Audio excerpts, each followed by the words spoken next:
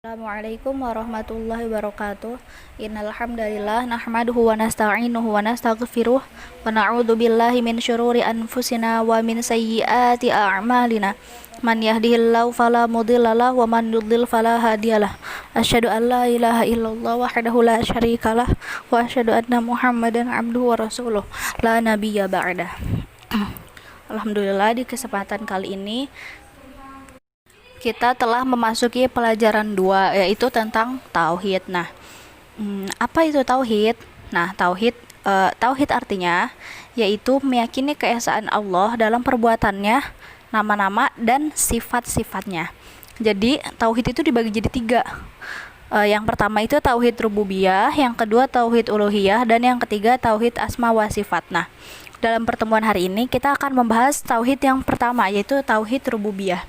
Apa sih tauhid rububiyah?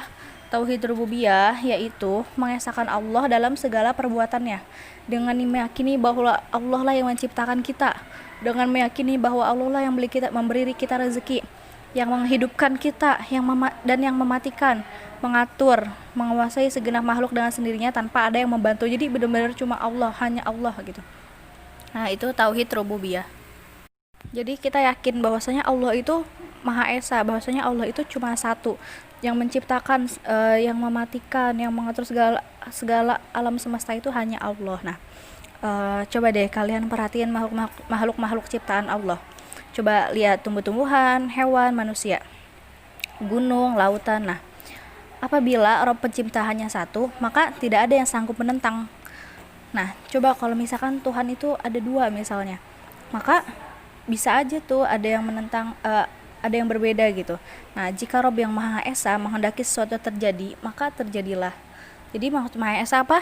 Apa itu Allah Maha Esa? Jadi itu Allah cuma ada satu gitu. Nah, semua makhluk yang telah diciptakan oleh Allah yang Maha Esa itu melaksanakan tugas di dalam semesta ini dengan teratur, rapi, dan serasi. Jadi kita diciptakan itu untuk melaksanakan tugas kita di alam semesta ini gitu. Itu semua karena adanya satu aturan dan satu kehendak dari Allah. Jadi kita hidup punya aturan kan. Kayak kita di sekolah juga punya aturan. Nah, kita diciptakan oleh Allah, kita juga punya aturan.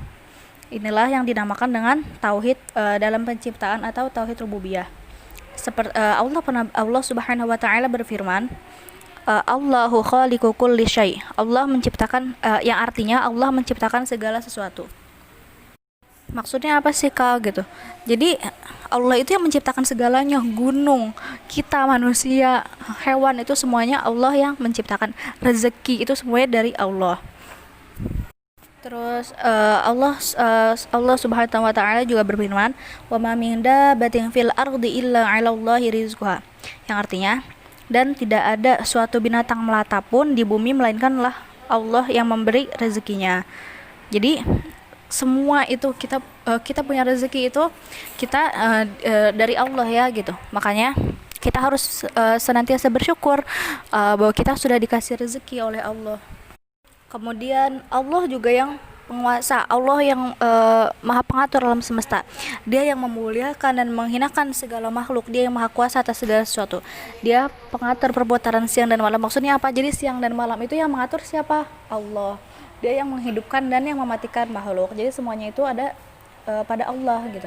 Nah, Allah Subhanahu wa taala berfirman, Qulillahumma malikal mulki tu'til mulka ma tasya wa tanzi'ul mulka mimma tasya wa tu'izzu ma tasya wa tadhillu ma tasya biyadikal khair innaka ala kulli syai'in qadir.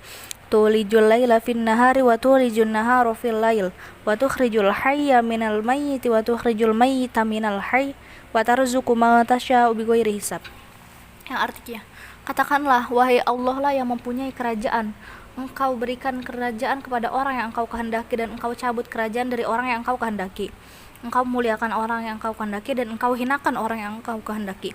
Di tangan engkaulah segala kebajikan. Sesungguhnya engkau maha kuasa atas segala sesuatu. Engkau masukkan malam ke dalam siang dan engkau masukkan siang ke dalam malam. Engkau keluarkan yang hidup dari yang mati dan engkau keluarkan yang mati dari yang hidup, dan engkau beri rezeki siapa yang engkau kehendaki tanpa hisab atau batas.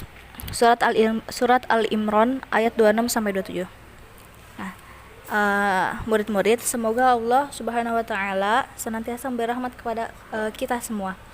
Allah Subhanahu wa taala telah menyatakan dengan tegas bahwa tidak ada sekutu atau saingan yang menyamainya. Jadi nggak ada yang bisa menyamai Allah, itu nggak ada, atau tidak ada pembantu dalam kekuasaannya. Dia menyatakan bahwa tidak ada sekutu dalam penciptaan, pengaturan, dan pemberian rezeki. Allah Subhanahu seperti firman-Nya, Allah Subhanahu wa taala berfirman, "Hadza khalqullahi fa'aruni madza khalaqal ladzi min duni." Inilah ciptaan Allah, maka perlihatkanlah olehmu kepadaku apa yang telah diciptakan oleh sembahan-sembahanmu selain Allah. Kemudian firman Allah yang lain, amman hadzal ladzi yarzuqukum in amsaka rizqah.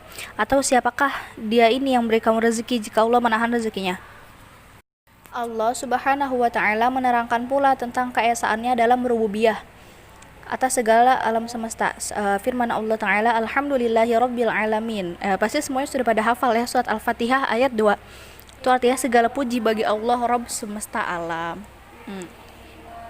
Terus dalil yang selanjutnya, inna rabbakumullahu alladzi khalaqas samawati wal arda fi sittati ayyamin tsumma stawa 'alal 'arsy yughshil laila an-nahara yatlubuhu hathitha wasyamsa wal qamara wan nujuma musakhkharatin bi amrih ala lahul khalqu wal amr tabarakallahu rabbul alamin.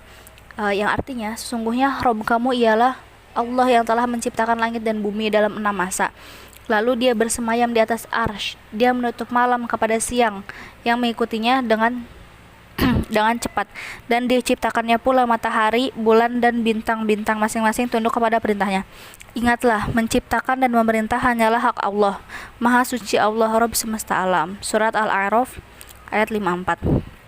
Nah, murid-murid, perhatikanlah alam semesta ini, baik langit yang di atas maupun bumi yang ada di bawah, dengan segala bagian-bagiannya. Kalian pasti tahu bahwa semua itu menunjukkan bukti. Jadi bulan, bumi itu tuh bukti bahwa bahwa semua itu pasti ada pemiliknya, bahwa semua itu pasti ada yang menciptakannya gitu. Nggak mungkin kan tiba-tiba ada gitu. Nah, semua itu diciptain oleh Allah. Jadi semua alam semesta itu diciptakan Allah untuk manusia. Jadi Allah menciptakan itu agar untuk manusia, agar manusia itu bisa bersyukur dan memanfaatkannya untuk beribadah kepada Allah. Nah, jadi kita harus senantiasa bersyukur gitu. Gimana sih cara bersyukurnya? Kita beribadah dengan kita beribadah kepada Allah, meniatkan hanya untuk Allah. Karena itu kita harus rajin beribadah dan harus selalu bersyukur. Semoga Allah selalu memudahkan segala urusan kita. Amin amin Allahumma amin. Ya udah, itu aja dari kakak. Sekarang tugasnya tulis surat Al-A'raf ayat 54 itu yang di buku halaman 18 beserta artinya ya. Terakhir dikumpulkan besok malam. Sekian ya. Wassalamualaikum warahmatullahi wabarakatuh.